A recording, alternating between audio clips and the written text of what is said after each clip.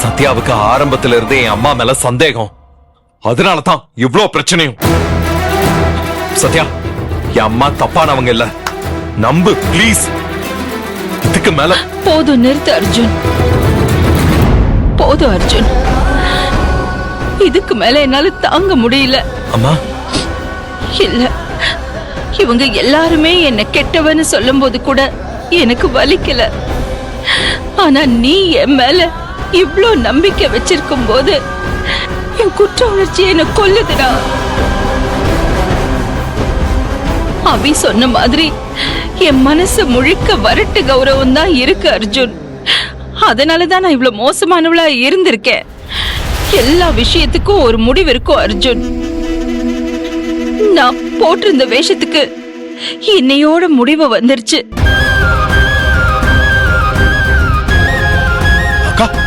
இதுக்கு மேலேயும் நான் செஞ்ச தப்பெல்லாம் ஒத்துக்கலன்னா உன்னை ஏமாத்துற மாதிரி ஆயிடும் அர்ஜுன். அது என்னால முடியாதுடா. சத்யா சொல்ற அத்தனையும் உண்மைதான். ஆனா அப்பவும் சரி இப்பவும் சரி தேவியை நான் கொல்லணும்னு நினைக்கலடா. அன்னைக்கு கூட தேவிக்கு ஒரு கல்யாணத்தை பண்ணி வச்சு அபியோட வாழ்க்கையில இருந்து அவளை விரட்டணும் தான் நான் நினைச்சேன். அதுக்காக தான் முருகன் ஒரு ரவுடிய செட்டப் பண்ண. ஆனா அவ தப்பிச்சு ஓடும் போது லாரியில அடிபட்டுட்டா. தேவி செத்துட்டான்னு நினைச்சு அப்படியே விட்டுட்டு போயிட்டோம். ஆனா தேவி திரும்ப உயிரோட வந்து அபிய கல்யாணம் பண்ணிட்டு இந்த வீட்டுக்கு வருவான்னு நான் எதிர்பார்க்கல.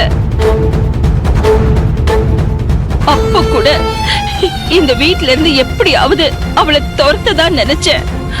ஆனா முடியல.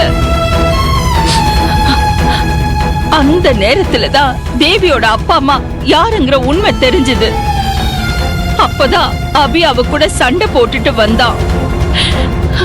அதை யூஸ் பண்ணி அவளை அபியோட வாழ்க்கையில இருந்து அனுப்பிடலாம் தான் முடிவு பண்ண. அது உண்மைதான் அர்ஜுன். ஆனா ஆனா தேவிய கொலை பண்ண நான் ட்ரை பண்ணல அர்ஜுன். நான் தேவிய கடத்திக்கிட்டு போய் எங்கேயாவது கண்காணாத ஊர்ல விட்டுடுங்கன்னு தான் நான் சொன்னேன்டா. நான் அனுப்பின ஆளு தேவிய தேடி போறதுக்குள்ள தேவி எஸ்கேப் ஆயிட்டாடா. அப்புறம்தான் தேவியோட டெட் பாடி கிடைச்சிருக்குன்னு நியூஸ் வந்துச்சு. அப்புறம் அபிக்கும் காயத்ரிக்கும் கல்யாணம் பண்ணி வைக்கிற வேலையெல்லாம் நான் பார்க்க ஆரம்பிச்சேன். சத்யா என் மேல பழிய போட்டதால அவ மேல இருந்த கோவத்துல நான் தான் அவ தேவிய கொலை பண்ணதா எவிடன்ஸ் கிரியேட் பண்ணேன். மத்தபடி சத்தியமா நான் தேவிய ஒண்ணுமே பண்ணலடா. தேவி இறந்துட்டான்னு தான்டா நானும் நினைச்சிட்டு இருந்தேன். சத்தியமா நான் பண்ணல அர்ஜுன். போய் சொல்லாதீங்க ஆண்டி. நீங்க அனுப்புன ஆள் தான் தேவிய அடிச்சது. ஆனா சத்யா கரெக்டான நேரத்துல போய் தேவிய காப்பாத்திட்டா.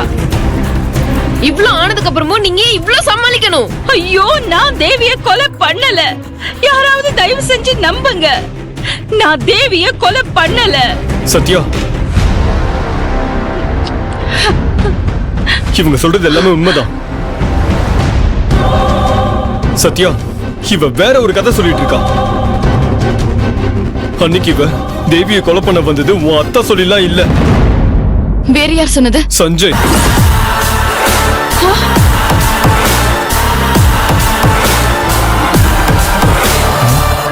சஞ்சயா? போன எடு. சஞ்சய் சார் தான் பேசுறாரு. அவர் இந்நேரம் அக்கா தேவிய தூக்கி இருப்பாரு.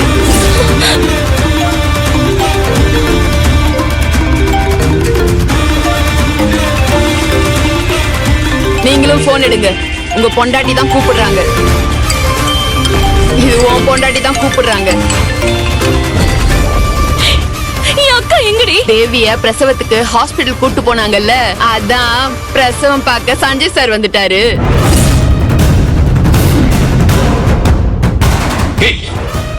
மரியாதையா தேவி விட்டுற சொல்ல, இல்ல உன்னை இங்கே கொண்டு போட்டுற சொல்லிட்டேன். இங்க எனக்கு ஏதாவது ஆச்சுன்னா அப்புறம் உண்மையாவே உன் பொண்டாட்டியும் குழந்தையும் இறந்துடுவாங்க.